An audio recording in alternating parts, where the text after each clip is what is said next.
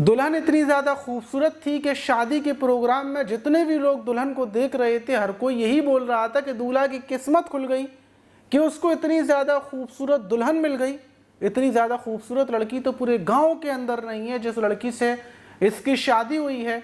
और जब शादी होकर शादी की सुहागरात पर लड़की आती है, दूल्हा अपनी नई नवेली दुल्हन के साथ मिलता है, बातचीत होती है, दोनों एक दूसरे के साथ सुहागरात मनाते हैं। लेकिन जैसे ही सुबह होती है मानो घर में अफरा तफरी मच जाती है। परिवार के सारे लोग थाने की तरफ भागते हुए पहुंचते हैं। थाने पहुंचकर एफआईआर दर्ज करवाई जाती है। पुलिस बुरे तरीके से ढूंढने में लग जाती है दुल्हन को, क्योंकि दुल्हन उस टाइम पर फरार हो चुकी थी। और जब दुल्हन पकड़ी जाती है और पता चलता है कि वो HIV पॉजिटिव है और उसने एक शादी नहीं की बल्कि इससे पहले उसने 5 शादियां और की हैं, लेकिन ये इसकी 6ठी शादी है। तो फिर क्या होता है और HIV पॉजिटिव दुल्हन कैसे निकली, इस बात का पता कैसे चलता है, दुल्हन क्यों भागी थी, ये ढेर सारी बातें आपको इस वीडियो में पता चलेंगी और आप हैरान हो जाएंगे। तो चलते हैं और जानते हैं पूरा। दोस्तों मेरा नाम माज है, उम्मीद है कि आप सब अच्छे होंगे, सुरक्षित होंगे। और इससे पहले वाली वीडियोस में जिन जिन लोगों ने कमेंट्स किए थे उनके कमेंट्स का हमने जवाब दिया था। अगर आपके दिमाग में भी हमारे लिए कोई सवाल है या फिर आप कुछ पूछना चाहते हैं या कोई खबर है, कुछ भी बातचीत करना चाहते हैं तो नीचे कमेंट बॉक्स में कमेंट कर दें। अगली वीडियो में हम आपके सवाल का भी जवाब देंगे, आपके कमेंट्स को पढ़ेंगे और आपका नाम भी लेंगे। तो आज की घटना की तरफ बढ़ते हैं। घटना उत्तर प्रदेश के मुजफ्फरनगर की है और मुजफ्फरनगर का एक थाना पड़ता है तितावती थाना। वहीं का रहने वाला राहुल नाम का युवक, वहीं का एक थाना पड़ता है तितावती थाना। 1 मार्च की बात है कि उसी गांव के अंदर एक शादी का प्रोग्राम था, एक बारात निकलने वाली थी। बारात राहुल नाम के युवक की निकल रही थी जिसकी उम्र 28 से 29 साल थी, जो काफ़ी सालों से जिसके लिए तमाम रिश्ते ढूंढे जा रहे थे। लेकिन अब आकर 1 मार्च को उसकी शादी का दिन था। परिवार के लोग तैयारियां कर रहे थे, बारात निकलने वाली थी। बारात उत्तराखंड के जो उधम सिंह नगर है वहां पर जाने वाली थी, इसलिए कुछ कम लोगों को ही, जो परिवार के लोग थे उन लोगों को तैयार किया गया था। और ये भी बोला गया था कि लड़की वालों की उनके पास पैसे नहीं है कि वो सारी बारात को ढेर सारे लोगों को खाना पीना खिला सकें, नाश्ता करा सकें, इसलिए परिवार के सिर्फ थोड़े से लोग जाने वाले हैं। जो राहुल था वो अपने खास लोगों को लेता है और एक कार से रवाना हो जाता है। परिवार को इंतजार था कि यहाँ से ये जाएगा, अच्छी सी दुल्हन वापस लेकर आएगा और हर कोई खुश था कि आखिरकार राहुल की शादी तो हो रही है। इतने सालों से जिसके लिए रिश्ते ढूंढे जा रहे थे, जिसकी शादी नहीं हो रही थी क्योंकि उसका रंग हल्का सा सांवला है, और आज उसकी शादी का दिन आ गया है। राहुल 1 मार्च को अपनी बारात लेकर उत्तराखंड के उधम सिंह नगर में पहुंचता है, एक मंदिर में।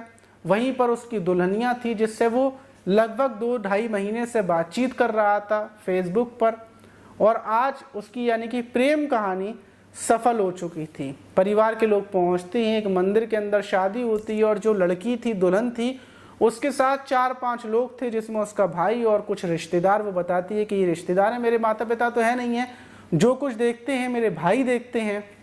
भाई उसका कन्यादान करते हैं और आखिर में एक बड़ा भाई वो बोलता है कि मैं अपनी बहन के साथ चलूँगा। हमारे यहाँ पर यही रस्म होती है कि बहन के साथ उसका एक भाई जाता है। 2 मार्च को बारात वापस आ चुकी थी और रात का टाइम जब होता है तो जो राहुल था वो अपनी नई नवेली दुल्हन को कमरे में लेकर पहुंचता है। और रात के टाइम वो सुकून से, मतलब अच्छे तरीके से बातचीत करने के बाद वो ढेर सारी अपनी दुल्हन से बातचीत करता है। वो भी फूले से नहीं समाया जा रहा था क्योंकि उसको अपनी दुल्हन बहुत ज़्यादा पसंद थी, इतनी खूबसूरत लड़की उसको मिली थी। वो बातचीत करता है और सुहागरात को अच्छे तरीके से मनाकर सो जाता है। लेकिन जैसे ही सुबह सब लोगों की आंख खुलती है तो वो दुल्हन को देखते हैं। राहुल उठकर दुल्हन की पूछता है कि माँ, दुल्हन को आपने देखा? सब बोलते हैं कि हमने नहीं देखा। इधर उधर देखते हैं कि शायद बाहर चली गई हो, शौचालय में हो, लेकिन दुल्हन कहीं नहीं दिखती। वहीं दुल्हन का जो भाई था, जो रात के टाइम साथ आया था, उसको देखा जाता है तो वो भी गायब। आसपास ढूंढा जाता है और कुछ ही देर के बाद परिवार में मानो खलबली मच जाती है कि दुल्हन और उसका भाई गायब हैं। कमरे के अंदर पहुंचकर देखा जाता है तो जितने भी जेवरात थे, जो कुछ था, सब उसकी नई नवेली दुल्हन लेकर फरार हो चुकी थी। लूट की घटना को उसने अंजाम दे दिया था। अब राहुल से पूछा जाता है कि तुम्हारे पास उसके परिवार का नंबर होगा, किसी और का नंबर होगा, तुम किसी को जानते होगे? तो राहुल बोलता है कि मैं तो किसी को नहीं जानता, मेरे पास तो सिर्फ उसका नंबर था। फ़ौरन जो तितावती थाना है वहाँ पर परिवार के लोग पहुँचते हैं और बताते हैं कि ऐसे ऐसे एक लड़की थी, उससे आज शादी हुई थी एक दिन पहले ही और आज वो फरार हो गई। जब राहुल से पुलिस पूछताछ करती है तो राहुल बताता है क्या लगभग 1-1.5-2 महीने की बात है, तब मेरी फेसबुक पर एक फ्रेंड रिक्वेस्ट आई थी। लड़की का नाम प्रियंका था, उससे मेरी दोस्ती हुई, बातचीत हुई और बातचीत होने के बाद ये सिलसिला प्यार में बदल गया। उसने मुझे बताया था कि उसके माता पिता नहीं है, वो अपने भाई के साथ रहती है और सिलसिला बराबर चलता रहता है और वो मुझसे एक दिन शादी की बोलती है। अब इतनी खूबसूरत लड़की जब मुझसे शादी की बोलती है तो मैं भी शादी करना चाहता था, मैं हामी भर देता हूँ। और फिर उसने शादी के लिए मुझे बुलाया और मुझसे बोला था कि सिर्फ मेरे भाई होंगे और मेरे कुछ रिश्तेदार होंगे, इसलिए आप ज़्यादा लोगों को लेकर मत आना, मेरी शादी मेरे भाई कर रहे हैं, हम लोग बेहद ज़्यादा गरीब है, हमारे पास इतना पैसा नहीं है, सिर्फ मैं एक जोड़े में ही तुम्हारे पास आऊँगी, हमें दान दहेज कुछ भी नहीं दे पाऊँगी। और इस चीज़ के लिए मैं राज़ी हो गया था, मुझे दहेज नहीं चाहिए था बल्कि मुझे लड़की चाहिए थी और प्रियंका से मैं सच्चा प्यार करने लगा था। यही सोचकर हम बारात लेकर गए थे और जब बारात लेकर लौट कर आए तो वो अपने भाई के साथ फरार हो गई और उसने लूट कर दी। अब पुलिस 2 मार्च से जो प्रियंका थी उसको ढूंढने में लग जाती है। पुलिस को पता चल चुका था कि ये दुल्हन लुटेरी दुल्हन है और इसने फ्रॉड से राहुल को फंसाया और उसके जेवरात, पैसे, कैश सब लूट कर फरार हो गई।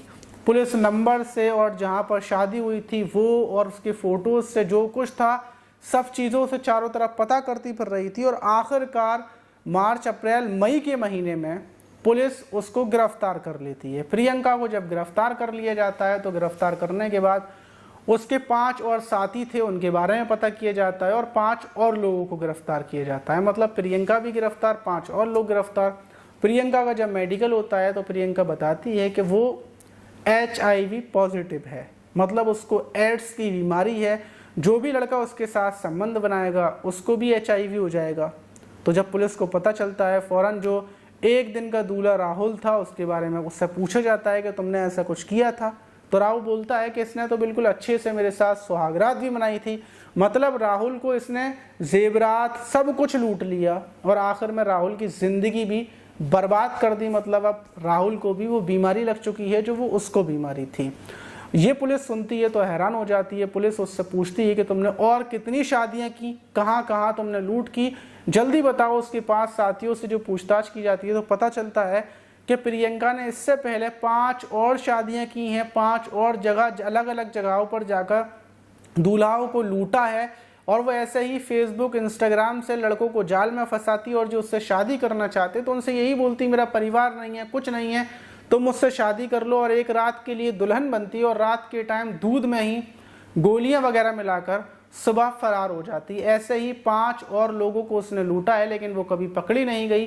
पहली बार अब वो पकड़ी गई है और उसने ये खुलासा कर लिया। पुलिस अब उन 5 लोगों की और बारे में पता कर रही है जिनसे प्रियंका ने पहले संबंध बनाए थे। अब उनको भी पता किया जाएगा क्योंकि उनको भी HIV पॉजिटिव है, मतलब एड्स हो चुका है और राहुल को भी एड्स हो चुका है। तो इस घटना के बाद मानो राहुल तो बिल्कुल परेशान है क्योंकि पहले उसको झटका लगा कि उसकी प्रेमिका ने उसको धोखा दिया, दूसरा झटका कि उसके साथ लूट हो गई और तीसरा झटका कि ज़िंदगी में पहली बार उसने शादी की मतलब बाद संबंध बनाए और वो भी HIV पॉजिटिव हो गया एड्स वाली महिला के साथ। तो सोच सकते हैं कि कब इंसान की ज़िंदगी बदल जाए और इंसान की ज़िंदगी में क्या हो जाए। तो इसीलिए इन चीज़ों से दूर रहें, ये सब फ्रॉड हैं, अलग अलग तरीके से लड़कियां फंसाती हैं। अब ये घटना और आई है कि एक लड़की लड़के से बातचीत करती थी और उसे मिलने के लिए बुलाती है। लड़का मिलने के लिए पहुँचता है तो वो अपने कुछ साथियों को ही ऐसे बेचती है जैसे वो अनजान हो और अपने जिस लड़के से पहली मुलाकात हुई थी उसी के साथ लूट करवा देती है, उसका सब कुछ छिन जाता है। तो ये घटनाएं ढेर सारी हो रही हैं। इस टाइम पर आपको बचकर रहने की बेहद ज़्यादा ज़रूरत है। अगर कोई भी लड़की आपको मिलने के लिए बुलाती है तो आप बिल्कुल ना जाएं और कोई लड़की अगर आपके साथ ऐसे ही संबंध बनाने के लिए भी राज़ी हो जाती है तो भी ना बनाएं क्योंकि क्या उसको बीमारी है आपको कुछ नहीं पता। आप इस घटना पर क्या बोलना चाहिए कमेंट बॉक्स में ज़रूर बताइएगा। मिलते हैं किसी और वीडियो में।